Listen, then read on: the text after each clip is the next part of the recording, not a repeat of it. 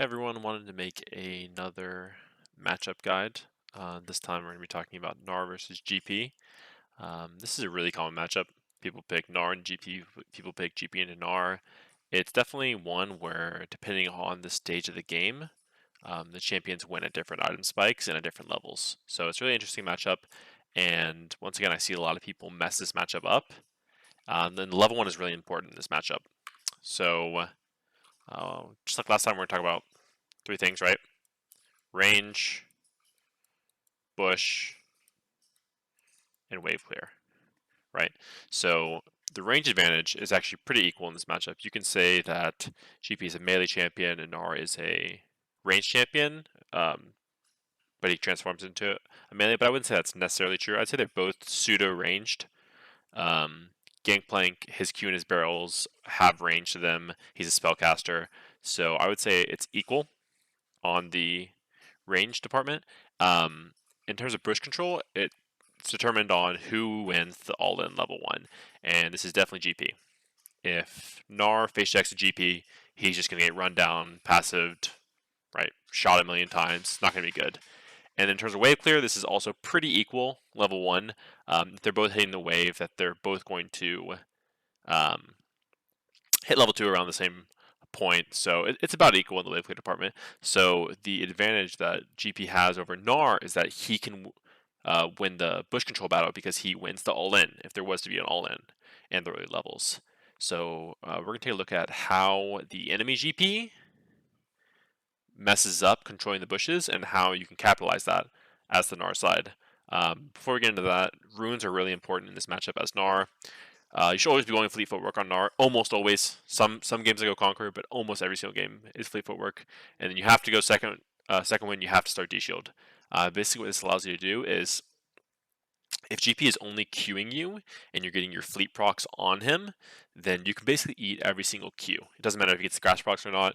The second win, the D-shield will heal you so much that as long as you're not getting hit by any barrels or any GP passives, then you can basically heal all of his damage, which is really, really nice, right? You can just hit the wave, keep eating the Qs, and you don't really have to worry about the damage that GP is bringing. Okay, so let's look at the first mistake that GP makes, right? He thinks about leashing, and then he decides not to leash for whatever reason, and that's just bad. I see a lot of people do this. If your jungler's not actually asking for a leash, then as a top laner, don't leash. Like, if the jungler needs a leash, they're going to ask you, and if they don't ask you, then that's their fault. And I wouldn't even leash in this matchup as GP, because I think the level 1 is so important, and we'll see how losing the level 1 push can snowball from the GP side. So I'm not sure whether his jungler is starting because he starts in lane, but already the mistake that you can see GP is making is he's not hugging the bushes, right? Like we talked about before, the bush control should go to GP. That's why I'm not walking in any of these bushes as GNAR, because if I face check a GP, it's really bad for me. So I'm hugging the bottom side of the lane, ready to hit the wave and get the push. And then if GP appears behind me, I would skill E and hop on him, probably, depending on how far behind me he is. But since he appears in front of me, skill Q. All right, all good. So we'll watch this beginning sequence, and what you'll notice is that GP is not hitting the wave on repeat, whereas I am. And every time I have a fleet proc, I'm trying to auto the GP to get the heal from it, and then duck right back into the bush. See, this is already a big mistake from the GP. As a GP, you should not give bush control to the GNAR level 1. It just shouldn't happen. Another fleet proc, pushing. Another fleet proc. And at this point, I'm going to hit level 2 first, obviously. So this is another mistake from GP. You shouldn't be trading at all. When the wave is coming into you and you're not going to hit level 2 first, these trades are really useless from GP. Because basically, whenever the wave's coming into you, you want to be taking as little trades as possible and just trying to focus on catching the CS. But he is still trading with me, even though the wave is pushing towards him. I'm going to hit level 2 first, and that just gives me even more control of the wave. This is okay from the GP side. Basically, from the GP side, you should be focused on staying healthy and getting CS. You don't want to interact with the GNAR at all, because any damage you do won't stick. You're not going to find an all-in on the GNAR in this exact situation. So Lee Sin double kills my bot lane, which is really important for what happens next in this lane. So I know Lee Sin's bot side, and this is a situation where you 3-wave crash as GNAR, and there's a couple things to consider here. It's GP's resources, where the enemy jungler is, and what I'm going to base for. So GP's mana is already low, so I can look to attack that. I know their jungler's bot side, and I don't really have a good base. As Gnar, you want to be basically basing for Tabbies or Hearthbound Axe around level 5. If you're CSing well, you'll get it around level 5. So there's really no reason for me to base here. If I base, I'm letting up the pressure on GP. He gets the base as well afterwards when he slow pushes the wave into me. I can't reliably hold a freeze. So a lot of people would say, oh, this is a cheater recall base. But in this game, you shouldn't recall here. You know the jungler's bot side. You are already winning the lane. GP is a resource champion, and you are not. So it's really good to stay here and keep harassing the GP. So as you can see, GP Qs me right there, which is actually a mistake. He shouldn't be queuing me at all. He should be interacting with me as little as possible and just focus on CSing. Another mistake the GP makes is he doesn't lay down his barrels and he's sitting on 3. The thing about GP barrels is they don't cost any mana, so if you have one, just throw it out and sit on it, and then maybe you'll be able to use it. This is another. This is a similarity between the GP matchup and the Gnar matchup. Obviously, GP's barrels are lower cooldown than yours, but every time you're E-up, you have your E-up, you can basically go for a barrel for free. Because you can auto and jump away. Because even if you got the timing right, he still wouldn't have hit me, right? And then once he messes the timing up, then boom. And as a GP side, really, if you mess the first barrel, don't keep wasting barrels, because you'll see how bad it is for him in a second here.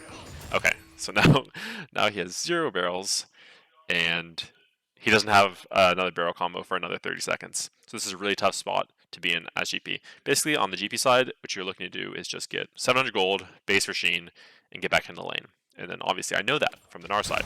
So I'm trying to make it as difficult for him as possible to base for Sheen and get back into the lane. Okay. So the question is, does GP have enough gold for Sheen? No, he doesn't, right? And I just know that you look at his CS, right? If he had perfect CS, he would, right? 4 waves on GP, you have enough. But since he's missing so much CS, I know that he doesn't have enough for Sheen. So I'm not so much worried about stopping his base at this moment, because he doesn't have enough for Sheen. So whenever you have such a resource advantage over the enemy top laner, what you can do is let the wave come into you, right? And start looking for trades as the wave's coming into you. Usually you don't want to trade when the wave is coming into you, right? But in this situation where the enemy top doesn't have all-in threat on you, you can do that, right? And just attack his resource pool. And when I'm trading with him right here, I know I'm never going to kill him, right? But I want him to waste as much mana as possible on me so that he's even more trapped in lane.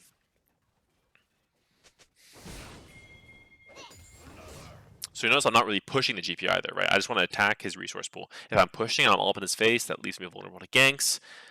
Just try to keep him in lane and try to attack his resource pool when you get to this point in the lane.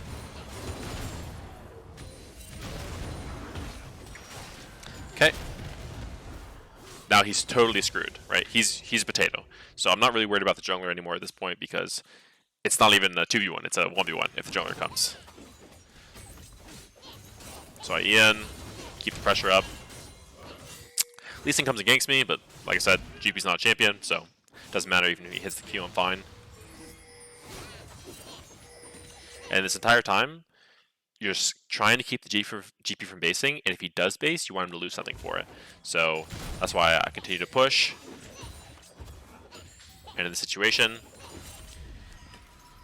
he can TP back, and I can also save my TP here. There's definitely an option to not TP here, and that would be totally valid. The reason why I TP back in this situation is because my jungler is going to be topside, and so I know that with the wave coming into me, I can buy a pink ward, drop into this bush.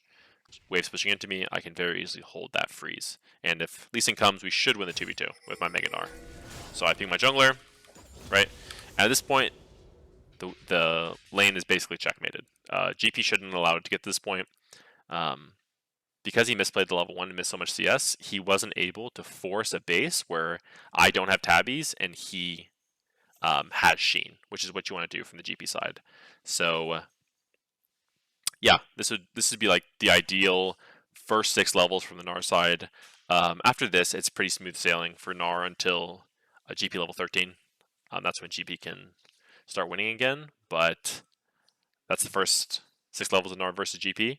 Like I said, the key to the GP side, the key to the GP side is getting control of that bush level 1, so then you can threaten and all in on the Gnar if he hits the wave too much, right? And as the Gnar side, if the GP isn't controlling the bush, you can take control of the bush, take control of the wave, and then play for the item advantage.